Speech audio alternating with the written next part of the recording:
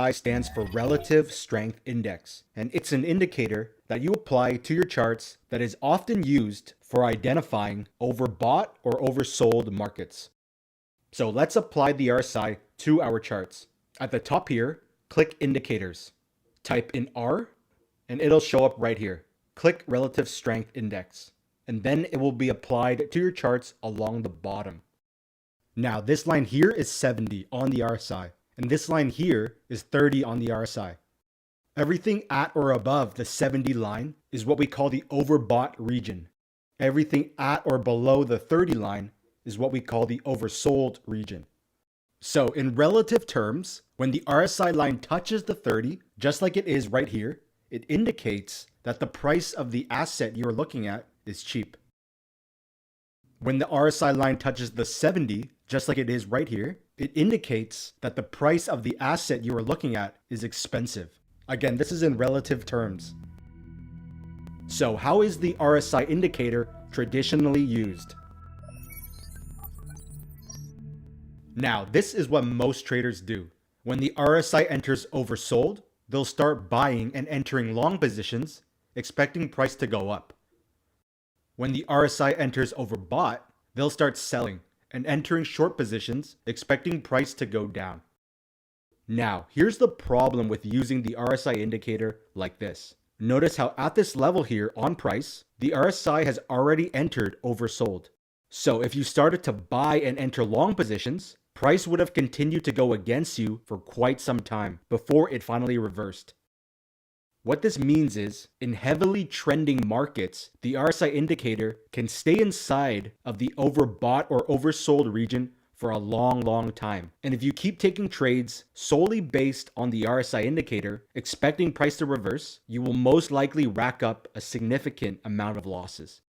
So this then leads us to a question we often get asked, which is, how do we use the RSI indicator where it actually helps our overall analysis?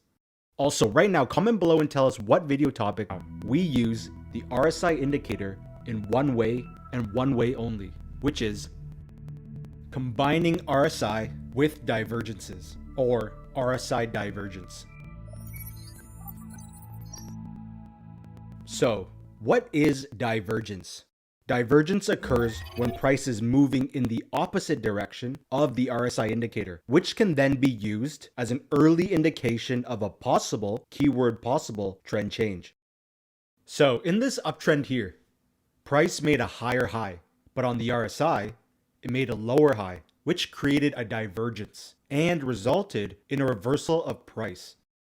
Again to the left, price made a higher high, whereas the RSI made a lower high, which created a divergence and resulted in a reversal of price. So going in the opposite direction. In this downtrend, price made a lower low, whereas the RSI made a higher low, which created a divergence and resulted in a reversal of price. Now, divergence can be used in many other indicators as well, one of which is MACD, which is popular. Now, there are many kinds of divergences people use, but here are the main two types that we look for as part of our RSI strategy. First is wide divergence, and second is tight divergence. And under each type, there are two subtypes. Subtype 1 is when the divergence occurs at or inside of the overbought or oversold region. And subtype 2 is when the divergence occurs close to the overbought or oversold region, but does not touch. So let's go through the first type, which is wide divergence. Wide divergence is exactly what the name states it is. It is divergence where its swings are very wide and very obvious to spot on the charts. Here is an uptrend. We had our divergence, which then triggered a reversal. Notice how wide these swings are, hence the name wide divergence. Same thing in a downtrend. We had our divergence, which then triggered a reversal. And again, notice the clear, wide swings and wide divergence. So how do wide swings relate to price action? Wide divergence is also what we call high quality divergence, because we like to see wide swings and price moving sideways before looking for any kind of reversal trade, because it tells us that the side in control of the dominant trend before the reversal is no longer in complete control, hence causing the wide swings in both directions. Now again, there are the two subtypes of wide divergence, which is 1, when the divergence occurs at or inside of the overbought or oversold region. Notice how it's clearly occurring in the oversold region. Or 2, when the divergence occurs close to the overbought or oversold region. Notice how it's close but not touching. So, moving on to the combining divergence with confirmation. So, divergence combined with confirmation means you look for price action after the divergence occurs to confirm that the reversal is real and not a fake out. So let's break this down. This is a clear moving uptrend as price is making higher highs and higher lows. Run, pullback, run, pullback, run. You then spot this clear wide divergence formation.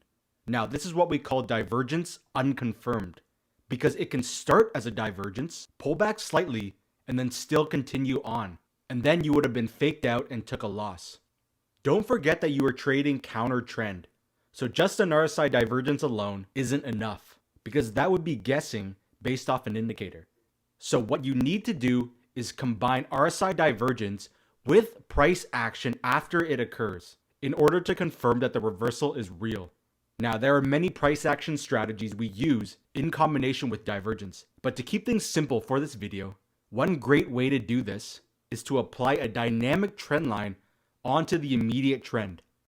Then, you wait for the break through the trend line to occur, which then confirms the divergence and confirms the reversal. As a bonus, this breakdown also made a lower low. And at this point is when you go to the lower time frames and start looking for short entries. So let's show this again. This is a clear moving downtrend as price is making lower highs and lower lows. You then spotted your clear wide divergence.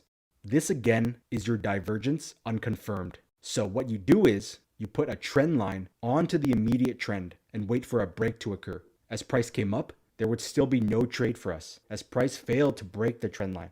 It's not until you finally had your break here that we would consider long trade entries. So you are probably thinking, why not just jump right into a trade at the second head of divergence here? Well, you don't know this move would occur, meaning price could have pulled back slightly and then continued down. Again, you are going counter trend, and counter trend trades need extra confirmation as they hold more risk. So this works the same with stocks. Here's the Disney stock. You again had your moving uptrend as price was making higher highs and higher lows. You had your clear wide divergence. You then had your trend line applied. And once you had price break through the trend line, the divergence is confirmed, which presented a possible short trade opportunity. So let's go through the same concept, but with tight divergence. Here's your clear moving downtrend, confirmation, and why to not enter trades solely based off of divergences. Here's the Walmart stock. Price was clearly in an uptrend as you had your run, pullback, run, pullback. Now, you would have then spotted this great wide divergence here, and you thought to yourself, this is a great short opportunity. What you are forgetting is that this is a very strong uptrend.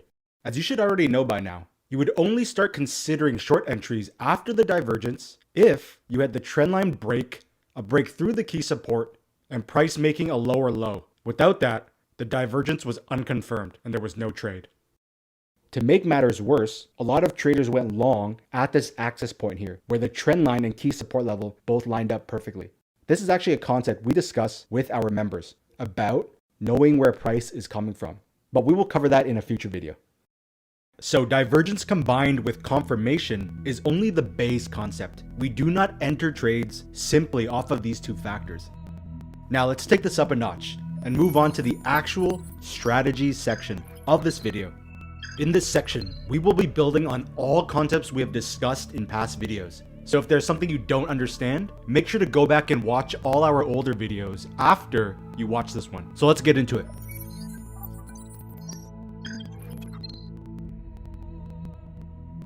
So the foundation of this strategy is combining divergences with key levels or areas of confluence for high quality trade entries. As a quick recap, key levels or areas of confluence are areas where many schools of traders are watching for possible trade entries, which increases the chances of a possible reversal. Again, if you need a refresher, check out our past videos. Now, there are 3 variations to the divergence plus key area RSI strategy. Type 1 is divergence at a key level. This uses only one time frame. Type 2 is candlestick price action at a key level and divergence inside of those candlesticks on the lower time frame. This type uses 2 time frames. And type 3, which is divergence at a key level and then looking for a trend change inside of the leg 2 head. This type uses 2 time frames as well. So let's start with type 1, which is divergence forming at a key level or area. Again, type 1 involves using only one time frame. Also, you can find these setups on any time frame you choose to trade with. So you look left and noticed that when price came up to this area, it hit and reversed drastically, making this a key level of resistance. So you had it drawn in. Now, as price came back up, for candlestick and resistance traders, there were multiple entry points for short trades. But now, as a divergence trader, once you noticed this wide divergence form right at key resistance, you would apply your trend line like this. And once price broke it with this bearish momentum candle is when you would start looking for trade entries short. This also shows why you should never chase trades, as there's always another trade opportunity coming up. So let's show this again going the other way. You look left and spotted this key area here where price reversed from drastically. And it is also the lowest point that price has reached in recent time. So you had it drawn in. Now, as price came back down, not only did you have a reaction to this level through the candle with the wick sticking out, you also had a great wide divergence form. Again, a reaction does not equal a trade. So you put a trend line onto the immediate trend like this, and once price broke through the trend line, it shows that buyers actually stepped in at this level. Then you would go to the lower time frames and start looking for trade entries long. So let's do the same thing except with tight divergence. Again, key support level because price hit and reversed from here drastically. As price came back down, you had tight divergence form right at this key level of support. So switching to the line chart, again, price made a lower low while the RSI made a higher low, showing a clear tight divergence. So let's jump back. You then place your trend line on top of the current trend. And when price breaks the trend line, the support level and tight divergence are confirmed, meaning buyers actually stepped in at this level. And this is when you would look for trade entries long. So again, you had your drastic reversal, which gave you up. Now, type 1 of the RSI divergence strategy is a great foundational strategy, but we personally do not trade using only one time frame because it doesn't give us enough data and insight. So let's take this up a notch and move on to type 2 of the RSI divergence strategy, which is identifying candlestick patterns at a key level or area and looking for divergence inside of those candlesticks on the lower time frame. So before we continue, a question we often get asked is, how do we create? Now, type 2 uses 2 time frames, and you can use any combination of time frames you want, as it all depends on your style, and we'll discuss this further. So first, we're going to break down the premise of this strategy, and then we'll go through it more in depth. This here is the 12-hour time frame, which we really like using for medium-term trades. So we noticed these 2 points here where price reversed from drastically, which gave us support. And we had it drawn in. Now, as price came back down to this level of support, you had no idea what would form. You were waiting to see if there would be candlesticks forming. When price got to this area, you had multiple candlesticks with long wicks sticking out, showing that price is indeed reacting to this level. So most people would enter long right away. But again, that would be guessing because price can react and stall at a key level and still break right through. So what do? We need to look inside of these candlesticks on the lower time frame to see if there is price action that shows us that a trend change is occurring. This is very key. Before you look inside of these candlesticks, you have no idea what you will find. That is what price action is in a nutshell, which is reacting to what you see and not guessing the direction of a trade. So let's bring up the 4-hour time frame and put it beside this one. Again, here on your left is the 12-hour time frame we just looked at, and here on the right is the same asset we are looking at, but using the lower time frame, specifically the 4-hour time frame, meaning each candlestick represents 4 hours of time. This support level is the same support level here. This downtrend here is the same downtrend here. Now, here's the key. You identified your long wick candlesticks at key support here, but it wasn't enough data for a trade entry. So you looked inside of those candlesticks on the lower time frame to see what you had. And this is what you found. Great divergence that formed inside of the long wick candlesticks. This is a high quality trade now. Also, notice how on the 12-hour time frame, you couldn't put a trend line onto the immediate trend because the swings weren't wide enough. But here on the 4-hour time frame, you can easily place a trend line onto the immediate trend. Again, you were waiting for a breakout, which you got through the momentum candle that then confirms the divergence and the candlesticks and the level of support. And that is when you would start looking for trade entries long using the lower intraday timeframes. So let's show this again. So before we continue, we want to answer a question you probably have, which is what time frame combinations to use. Again, don't forget to leave your questions and comments below. So the answer to this question is simple. Any combination of time frames works, as it all depends on your style and speed of trade. And this is why we are going to show you all the different time frame combinations. Now, for our members and us, we follow very specific time frame combinations, but that's because it suits our strategy the best. But for you as a trader, choose a time frame combination that best suits your strategy and your speed of trade. So let's get back into it. So this is the daily time frame. You again spotted these two reversal points, giving you your key level of resistance. So as price came back up, you had this candle here with the wick sticking out, showing a reaction to the level. It's at this point that you would look inside of this candle and start watching the lower time frames and wait to see if you would get a trend change. So let's put the 4-hour time frame beside this one. Same resistance level, same uptrend, and the area here we were looking at on the daily, it's the same area here on the 4-hour time frame. You had your clear divergence here and a great wedge pattern forming, so you had it drawn in.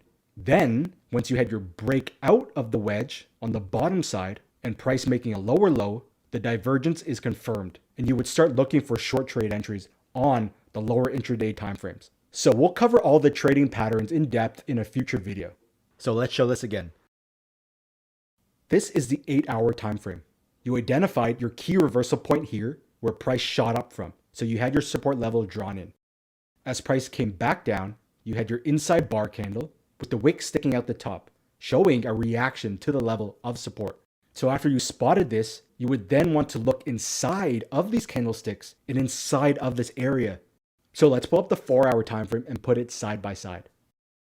Same support level, same downtrend. And these candlesticks and area here is the same area right here. Now, notice how inside of your candlesticks, you had this great tight divergence forming. Let's pull up the line chart so you can see it more clearly. Again, price made a lower low while the RSI made a higher low. So it's clear divergence. So jumping back. You then again put your trend line onto the immediate trend. And once you had your breakthrough as confirmation, you would then start looking for trade entries long using the lower intraday timeframes. So let's show type 2, but with trend trades. This here is on crypto and the 12-hour time frame. You had a clear move. When would you use type 3? There are 2 reasons why. Reason number 1 and type 3A is when you don't have good price action on the main time frame you found the divergence on. So you need to look inside of the leg 2 head. And reason number 2 and type 3B, you want to get in with an earlier entry right at the leg 2 divergence instead of waiting for the larger trendline break. So again, you would need to look into the leg 2 head. So let's start with type 3A, which is when you don't have good price action. This is the daily time frame. You had your key level of resistance here. You then had a great wide divergence form. Now here's the problem. You didn't have a good candlestick form at the key level. All you had was a green bullish candle. Also, you are unable to put a trend line onto this trend. If you put it here, it's too low. And if you put it like this, it's too tight. So again, the 2 problems, no candlesticks for type 2 and no trend line for type 1. Great level, no entry. So to get around this, you used type 3, which is to look inside of the divergence leg 2 head right here and see if we could find price action that showed a trend change so that you can find the end of the second head. So let's bring up the 4-hour time frame. So again, on the left was the daily time frame we just looked at, and on the right is the 4-hour time frame. Same resistance level, same uptrend. And this level here that we were just looking at is this same level here. Now, notice on this time frame, we had perfect Y divergence at the key level. What this means is you have divergence inside of the leg 2 head of the wider divergence. So this allows you to see when the leg 2 is possibly ending. Now, to confirm it all, you again are able to place a trend line onto the immediate trend on this time frame. And then once you had your trend line break, everything is confirmed and you would start looking for trade entries short on the lower intraday timeframes. So let's move on to type 3B, which is when you want an earlier entry. So this is the 12-hour time frame, and you had your clear reversal point here, giving you key resistance. So you had great wide divergence form right at the key resistance level. Now the issue is that your trend line was placed at these swing lows here, meaning that you would have to wait for price to break it down here before you could enter the market. Now you already had good candlesticks forming at the key level. So how do you get in with an earlier entry right at this leg 2 head of divergence? Again, you need to look inside of it for a possible trend change so that you can find the end of the second head. So let's bring up the 4-hour time frame. Same resistance level, same uptrend. And the leg 2 head here is the same area here.